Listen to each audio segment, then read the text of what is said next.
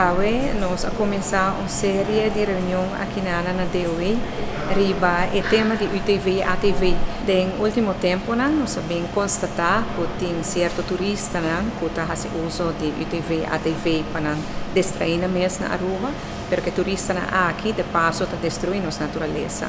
E isso é algo que nos preocupa, sobre uma vez que destruir a natureza e não está bem back. E pensei nós queremos que o momento para nos regular isso aqui, para se ter esse balance entre de banda e negócio e comércio que tem rond de uso de UTV ATV e turistas que fazem uso de e de outra banda e balance para nos proteger a natureza.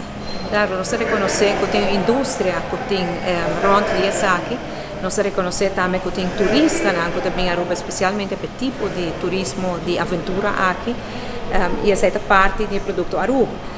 Pero me quero que é importante no ponto que nós estamos, na cruzada que nós estamos, para nos regular isso aqui. E aí agora turista não por gosta de che, esse não está doido de UTV, ATV não, por ter negócio de você, pero mesmo momento de respeitar a natureza e não só destruir a natureza para as futuras gerações. Mas pedi DOE para encargar com a reunião aqui, a reunião está junto com DOE, DEP, Corpo Policial, DTI, no caso aqui não.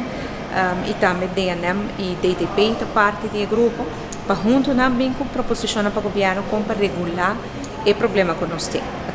Nós estamos buscando um balança tem um negócio, um comércio que tem rond de uso de UTV, ATV, tem balança também de hora o desejo de turista para ter tipo de aventura na cena, e de outra banda de balança nós temos a proteção e conservação de nossa natureza, porque se nós não regulamos aqui pouco tempo da UTV só nós temos Pina Barranca aqui, nós não temos um turista mais.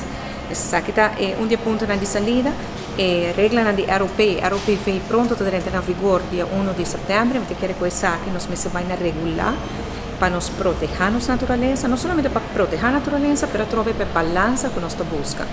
Natureza, nós temos que proteger, nós temos que cuidar. Terra aqui nós temos que prestar. Nós temos que prestar de nossas futuras gerações, nós temos que aquele para no melhor estado que nós temos.